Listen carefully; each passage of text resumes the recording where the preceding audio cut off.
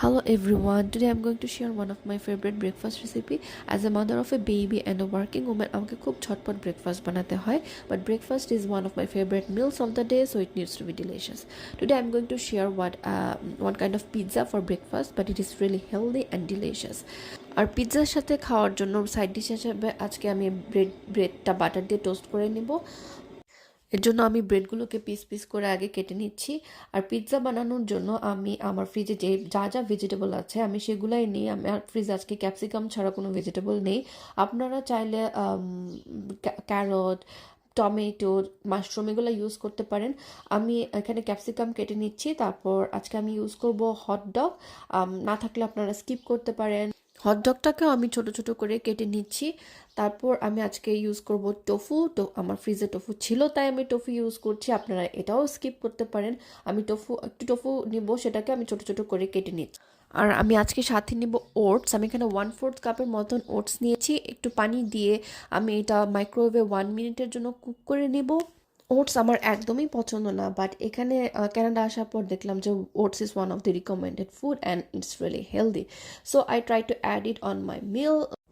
আপনারা যারা ওটস খেতে পছন্দ করেন না তারা আমার মতন এরকম এগসের সাথে ওটস মিশিয়ে খেতে পারেন। I can ensure that it taste better with eggs. ওটসটা হতে হতে আমি প্যানের মধ্যে হালকা তেল দিয়ে ক্যাপসিকাম, হট ডগ অ্যান্ড টোফুটা হালকা ভেজে নিচ্ছি।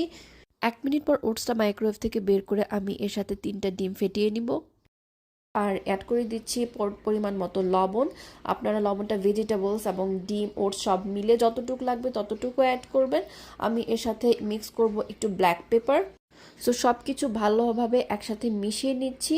ভালোভাবে মিশানোর পর ভেজিটেবলসগুলো যখন হাফ কুক হয়ে যাবে আমি সেখানে ডিমের ব্যাটারটা ঢেলে দিব। ডিমের ব্যাটারটা এভাবে প্যানে ছড়িয়ে দিতে হবে যাতে ভেজিটেবলগুলোর সাথে ভালোভাবে মিক্স হয়ে যায়। তো আমি এখানে চুলার হিটটা মিডিয়াম করে নিচ্ছি আর উপরে আমি মিক্সড শ্রেডেড চিজ ইউজ করছি। এখন আমি ফ্লেভারের জন্য উপরে চিলি ফ্লেক্স আর ইটালিয়ান স্পাইসেস ছিটিয়ে দিচ্ছি। তারপর আমি প্যানের ঢাকনাটা দিয়ে ঢেকে দিব আর ওয়েট করব চিজটা মেল্ট হওয়া পর্যন্ত। চিজটা মেল্ট হচ্ছে যে একটা পুরোপুরি কুক হয়ে যাবে, বাট খেয়াল রাখতে হবে যাতে একটা পুড়ে না যায়। আর এই ফাঁকে আমি ব্রেডগুলো টোস্ট করে নিলাম।